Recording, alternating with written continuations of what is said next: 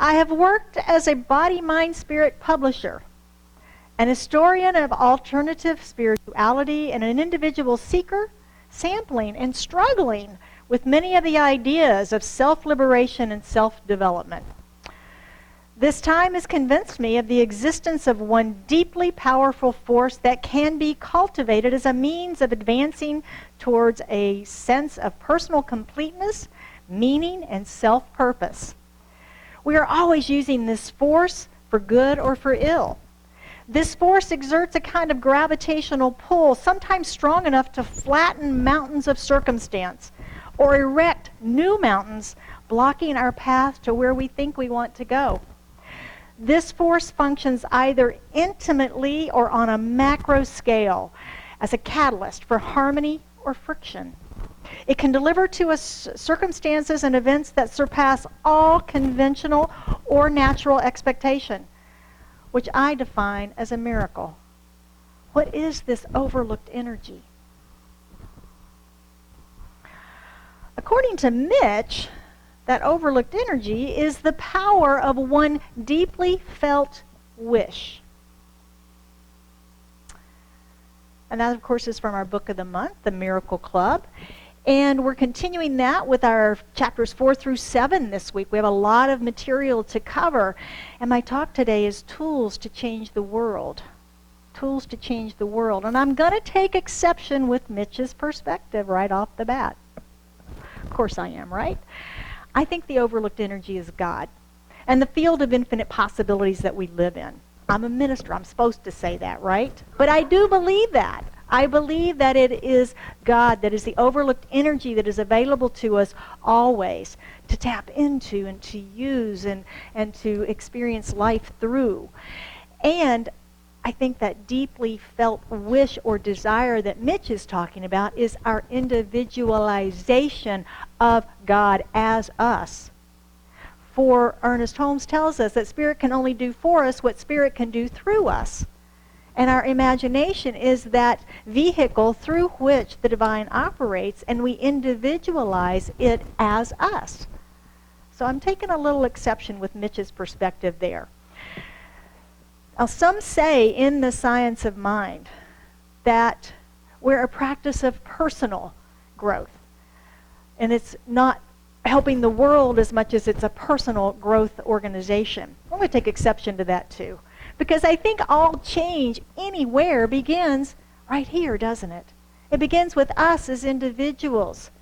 And as we're going to discover today, those changes with us, our power is greater than we recognize to have influence on those around us, the world around us, and the universe itself.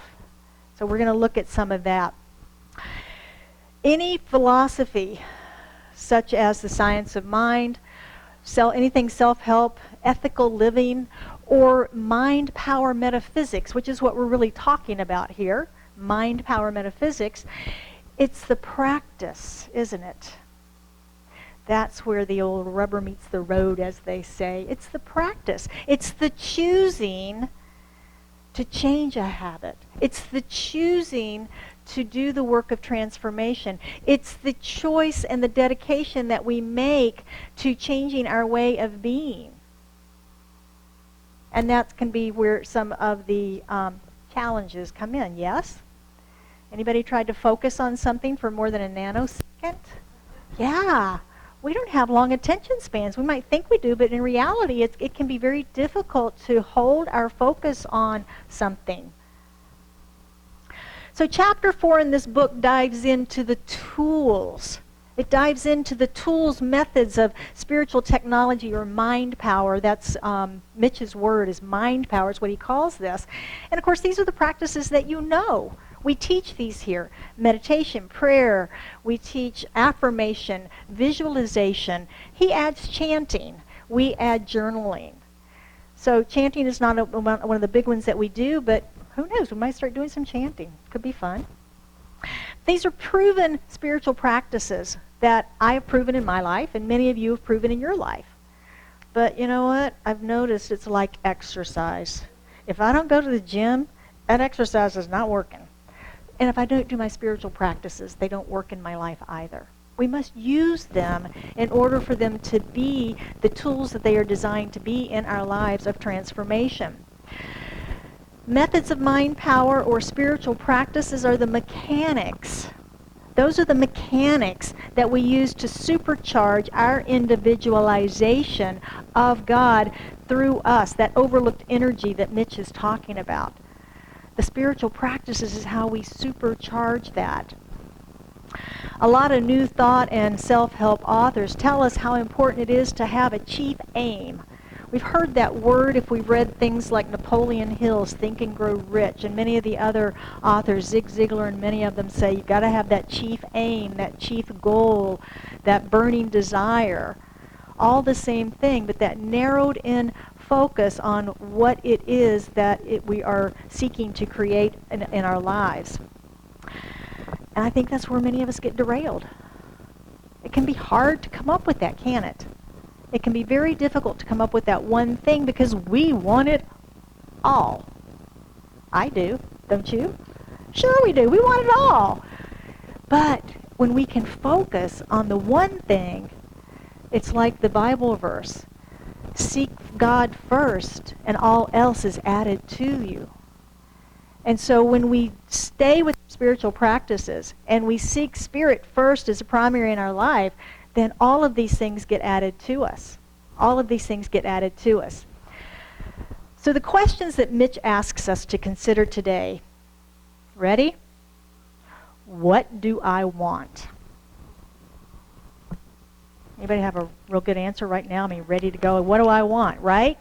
It's a scary question, particularly in metaphysics, when we know we have the power to create in our lives. It's not big enough. It's too big. It's not. We get into those sorts of things. His second question is, how do I want to live? Wow. How do I want to live? Same thing. That can be scary when we know we have a choice and we have the power to create the experiences of our lives. What do I want? How do I want to live? It can be very difficult to articulate those answers for us, and it takes some time in the stillness. Anybody else ever fall into a rut or routine? You feel like it's the same thing all the time, right? Yeah, that's easy to do. That daily grind. Well, Ron and I just got back from a week in Virginia at the lake with my sister and brother-in-law, as he mentioned. And it took a couple of days for all four of us to really get into the new routine of vacation time. And no routine, really. There wasn't a plan. There wasn't a schedule. What are we going to do today? What do you want to do? And it was a different place to be because if you know me, I've got this thing called a calendar that's got no white space left in it.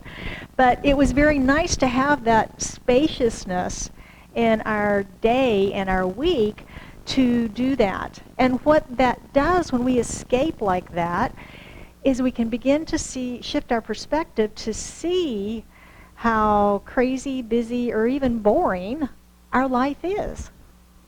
Right?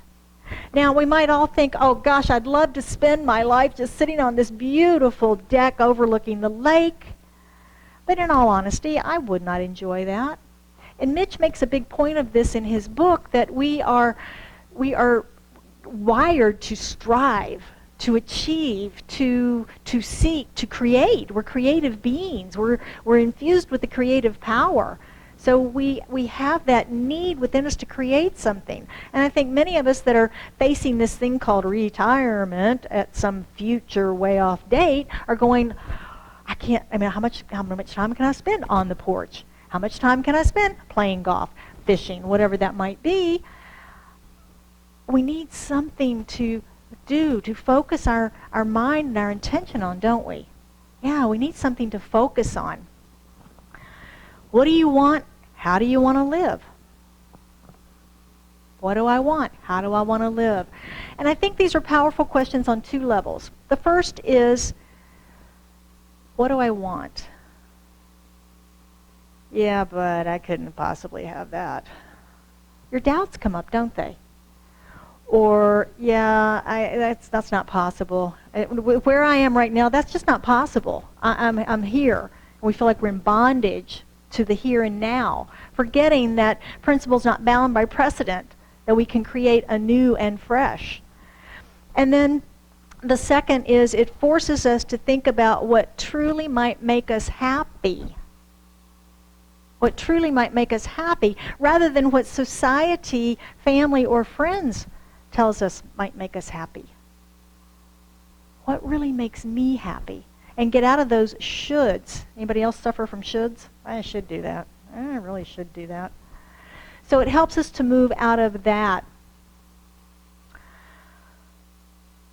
But that takes time, doesn't it, to reflect on those questions?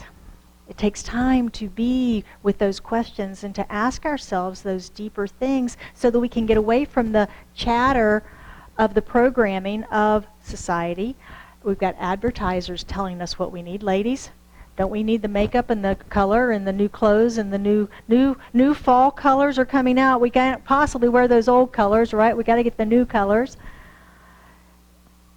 We're all advertised a lot to tell us what we need.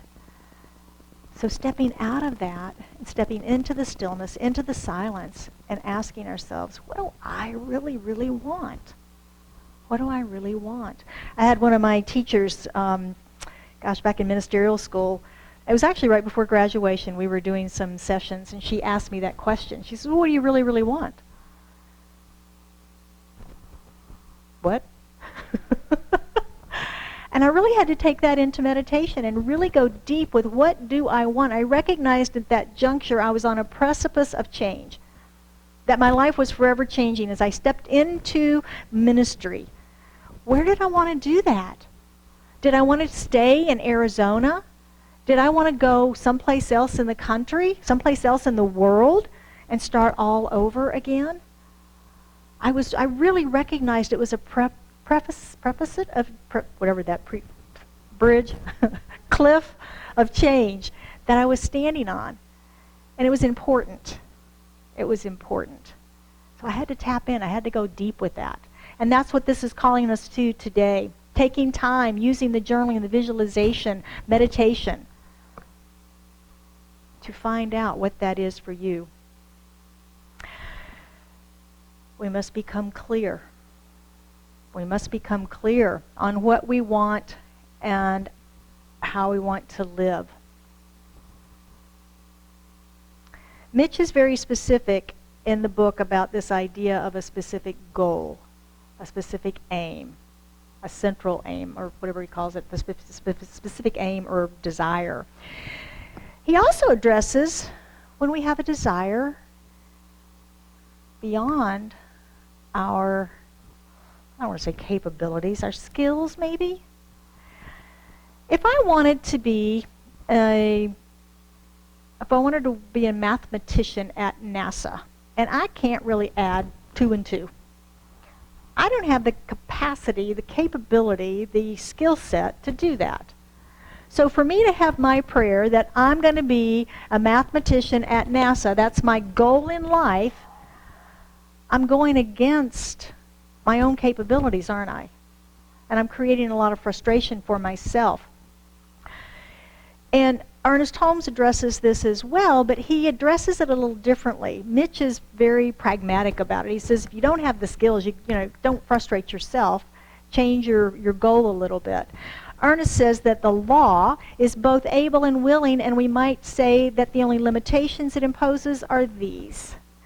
The law cannot do anything which contradicts the divine nature or the orderly system through which this divine nature functions. Makes sense. We live in an orderly universe. Thank goodness, right? Otherwise it would be total chaos for us. But there's a system, there's an order. He says the law cannot give us anything we cannot mentally and spiritually digest, accept. The universe is not going to push anything on us, right? And that goes for the negative side of things too. I was reading something the other day about how when someone says something negative to us, and if it impacts us, there's some place in us that believes that to be true. If someone says something negative and we think that doesn't apply to me, we may not even hear it. But the negative as well as the positive influences us on that spiritual digestion, that mental and spiritual digestion. It's like a computer system.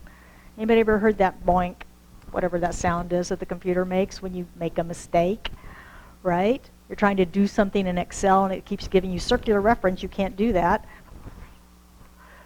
Yeah, we're outside of the system, aren't we? We're outside of the operating system to be used the way that it's designed to be used. And the same is true of the law. The same is true of the law. We can't go against the law of nature, and Mitch and Ernest agree on that we work within the system. Let's go back to NASA. Let's say I wanted to be an astronaut instead of a mathematician. If I wanted to be an astronaut, and I have claustrophobia. Anybody been to the Smithsonian and seen the capsule? It's about this big, isn't it? And the new ones I just showed on TV, the ones that they're developing now because of the 50th anniversary and all that, it's not much bigger. It's got a lot more gadgets in it, but it's not much bigger space-wise. If I'm claustrophobic, I might as well hang that up, right? I probably cannot get over my claustrophobia deeply enough to be able to be confined in that little bitty capsule for how long? A week, whatever that is? Yeah, no way, right? No way.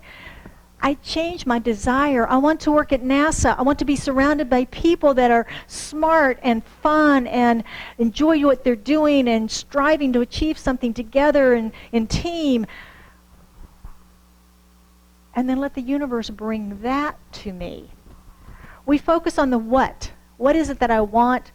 And then what is it that I want to experience? We allow then the universe to create the how, to bring forward and assemble all of the forces and the infinite possibilities out there to bring that forward to us. I don't know how it's going to happen. And when we get to that point of, I don't know how it's going to happen, but I am sure it's going to happen, that's when your manifestations will happen in your life. That's when the manifestations happen in our lives. What if you dream of wealth? Anybody dream of having wealth? Well, who's putting all those prayer requests back there? Right, everybody does, right? We've got this vision of wealth, millionaire, all that stuff. Are we ready to receive it? Do we have the mental, emotional, and spiritual capacity to receive it? Do you have the mental, spiritual, and physical capacity to receive it all at once, like winning the lottery?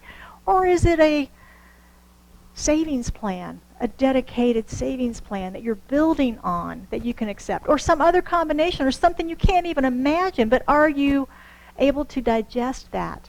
Are you able to receive that? That's the key. If we dream of a loving relationship, we must be very clear if we've got resistance to commitment phobia. We're not going to call in a relationship. If we don't want to share, we're not going to call in a relationship. If we're not into partnering, we're not going to call in a relationship. It's just how it works, right? It's just how it works. We have to move beyond those things. We have to see what it is that is blocking us, blocking those manifestations. So I would invite you to evaluate your desire and really check in with yourself. Do you believe it's possible? Do you believe it's possible?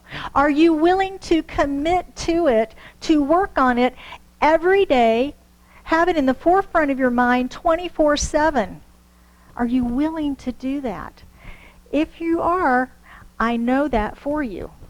If you are not, I suggest you might want to change your goal to go more deeply into what you can believe and then work with that, because otherwise you're going to be frustrated and disappointed.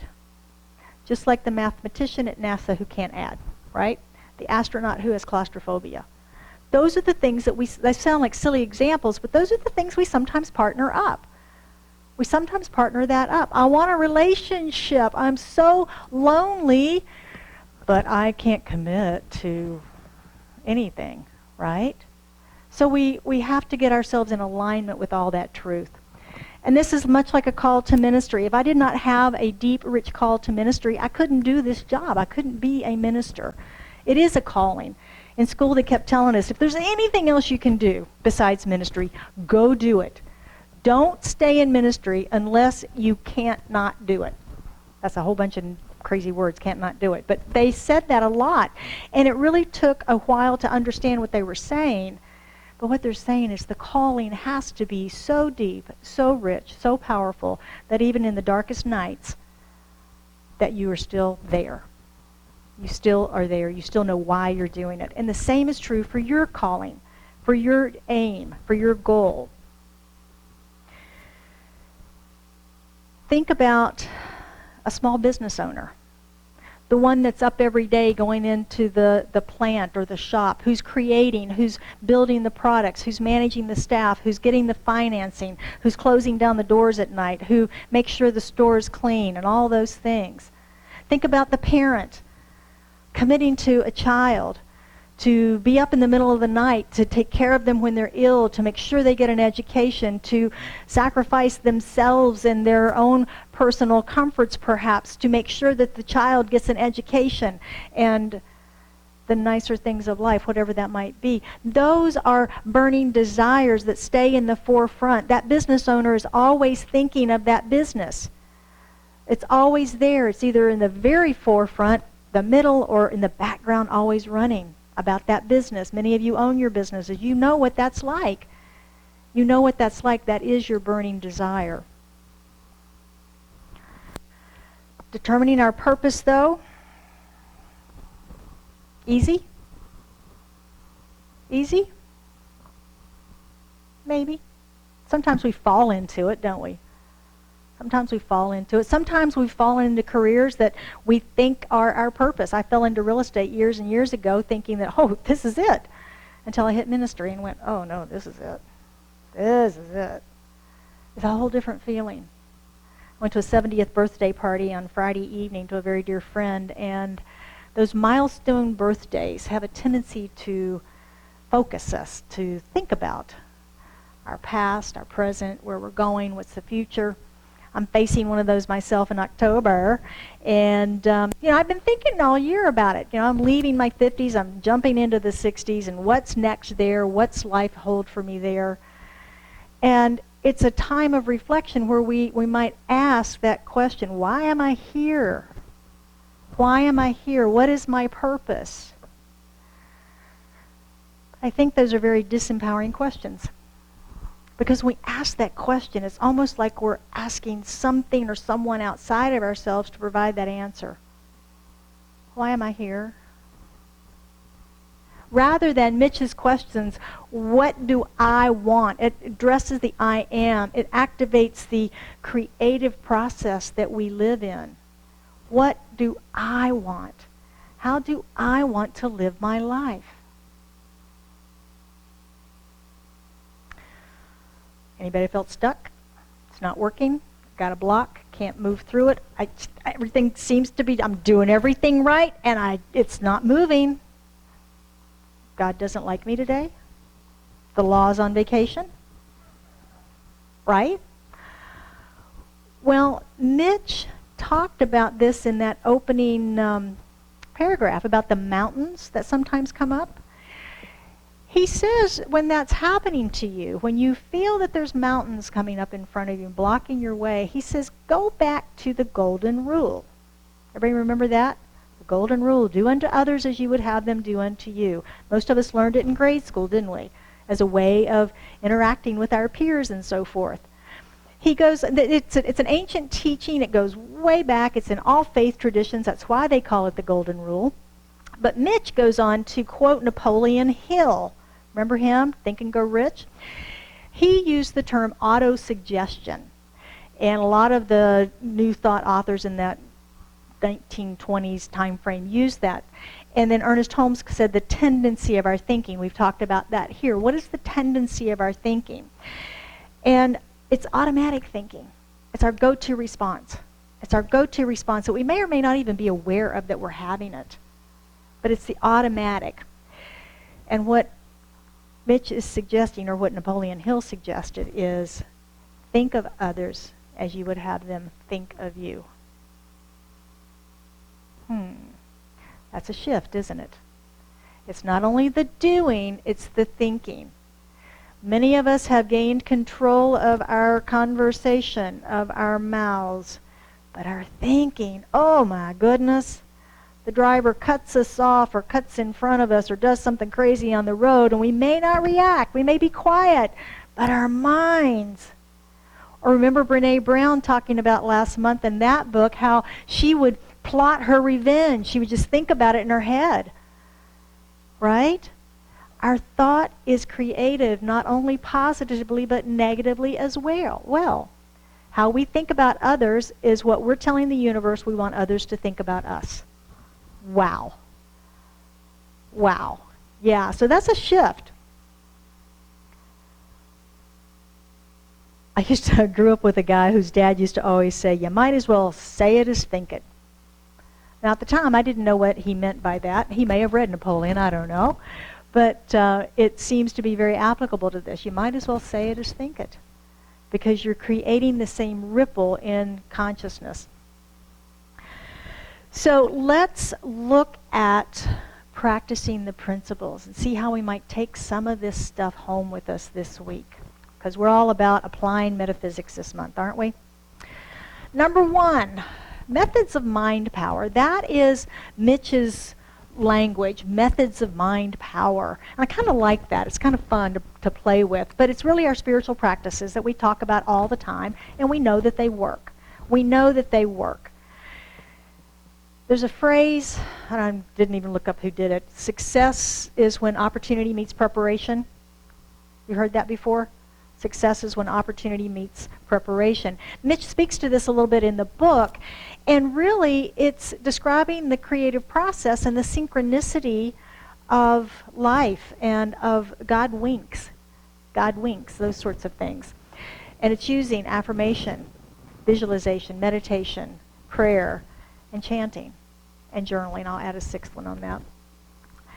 These are the boot camp.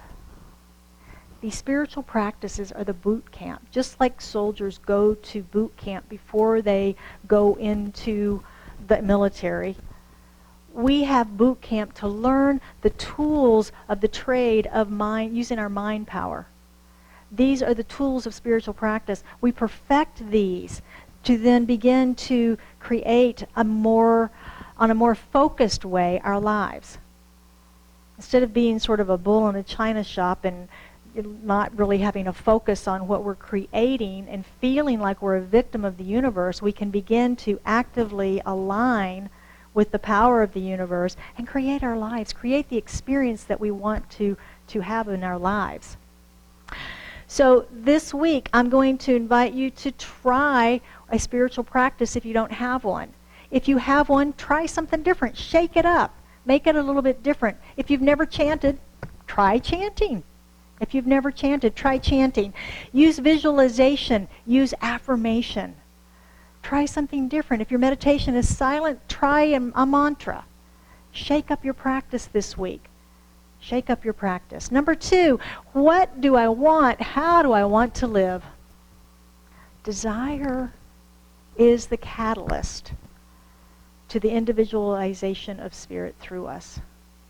That is the catalyst. Knowing what I want, knowing how we want to live, activates our imagination to think about those questions and then to imagine, well, how do I want to live? What do I like my life as it is now? Maybe my life's perfect right now. Maybe I'd like a little different. Maybe I want things to want to do something different. Maybe I want to travel more. But understanding that, getting quiet and understanding that, the specificity of the goal is important. And there's a lot of conversation around highest and best, and a prayer for highest and best. And that sometimes has benefit. But who's deciding on the highest and best? If we don't know, we pray to know. Right? If we don't know what the highest and best is, we pray to know what the highest and best is. So being specific about the what, like the job at NASA, not what that job looks like necessarily, but the experience of that job. I'd like to be an astronaut, but I have claustrophobia, so I can't be an astronaut at NASA, but I'd like to be in that program. What could I do in that program? I don't know what I could do in that program. I don't know enough about it, but I'd really like to be at NASA around the astronauts. What are my skills? What could I do? I don't know, but that's what I really want. That's what I really want. That's my desire. And figuring that out. So this week I'm going to invite you to take those 2 questions and take them into solitude with you. 10 minutes in the morning for one question, 10 minutes in the evening for the other question. Practice that for 7 days and see what comes forward for you. See if you get more clarity around what I want. How do I want to live? 10 minutes in the morning, 10 minutes in the evening. 5 minutes. 5 minutes, whatever works. Number 3, you might as well say it as think it. Recognizing that our thoughts about other people, particularly if they're negative, are anchoring in our own character and attracting to us that. Attracting to us that. It's not only our actions, but it's also our thinking. I would invite you this week to notice those thoughts. Notice those automatic thoughts. If driving is a hot button for you like it is for me, and someone does something less than professional on the roadway, and we maybe don't say something to them, but we think it. Notice the thought. Notice that instant thought, and change it to a blessing. Change the curse to a blessing, and watch what happens in your life. See if anything changes. See if any of those mountains that have popped up in front of you begin to dissipate. Begin to dissipate. Turn a curse into a blessing. So you may be wondering about now, what does all this have to do with the tools, wondering how these tools and practices change the world, right? That was the title of my talk today. Change our crazy, mixed up, angry world right now. Well, again, it starts right here, doesn't it? It starts with each one of us. Starts with each one of us, recognizing that it's not only our actions but our thoughts as well that influence the overall consciousness. The next time we want to criticize someone, perhaps an elected official, think about that. Think about what we're putting out in consciousness when we do that. Can we change those curses to blessings in some way? Shift the perspective in some way. Knowing the higher truth, knowing the good of our country, knowing the good of our local scene, knowing the good of all people for everything that they need, that they find it, whatever that might be, that they find it. Our thinking is important, and that's what Science of Mind teaches us.